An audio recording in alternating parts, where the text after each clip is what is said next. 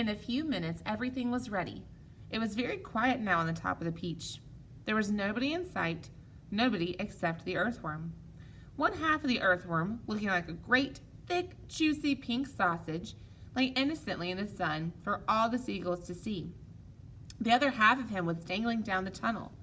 James was crouching close behind the earthworm in the tunnel entrance, just below the surface, waiting for the first seagull. He had the loop of silk string in his hands. The Oregon grasshopper and the ladybug were further down the tunnel, holding on to the earthworm's tail, ready to pull him quickly in out of danger as soon as James gave the word. And far below in the great hollow stone of the peach, the glowworm was lighting up the room so that the two spinners, the silkworm and Miss Spider, could see what they were doing.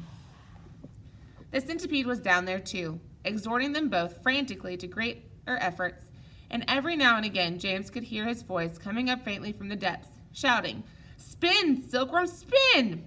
Faster, faster, or we'll throw you up to the sharks." "Here comes the first seagull," whispered James. "Keep still now, earthworm, keep still.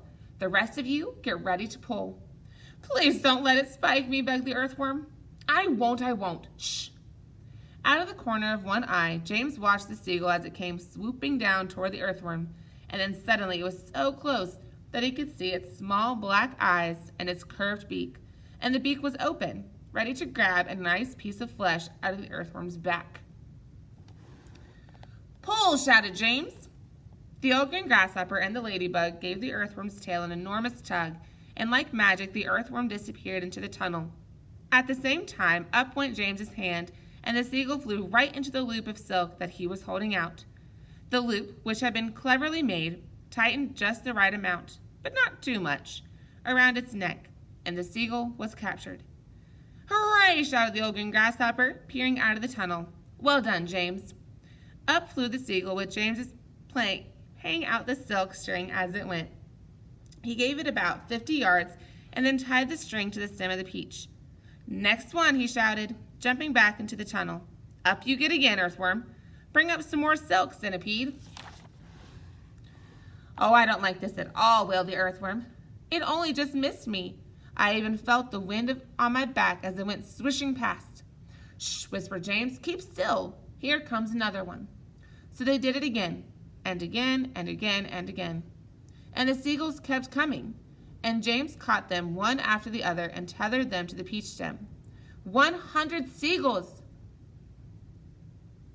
he shouted, wiping the sweat from his face. "Keep going," they cried. "Keep going, James." 200 seagulls, 300 seagulls, 400 seagulls.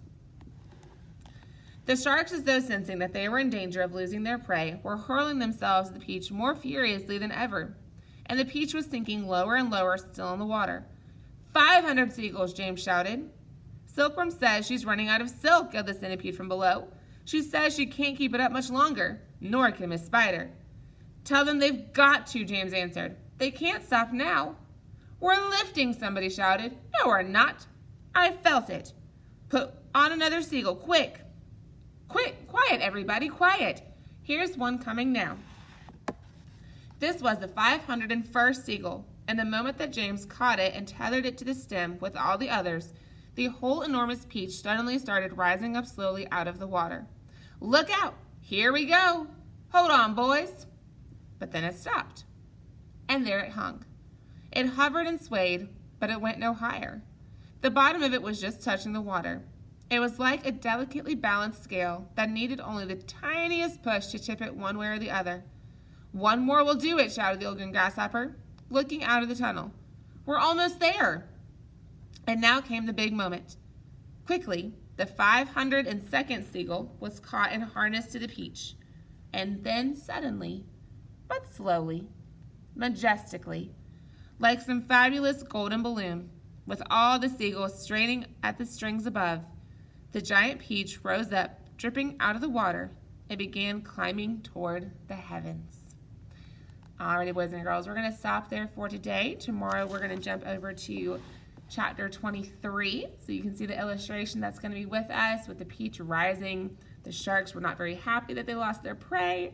The seagulls are also not very happy because they're stuck on the peach and they wanted some more earthworm. So we're going to read chapter 23 tomorrow. Have a great day of science. Make sure we're not getting on until 10 o'clock and wait for Miss Cottle to tell you what to do.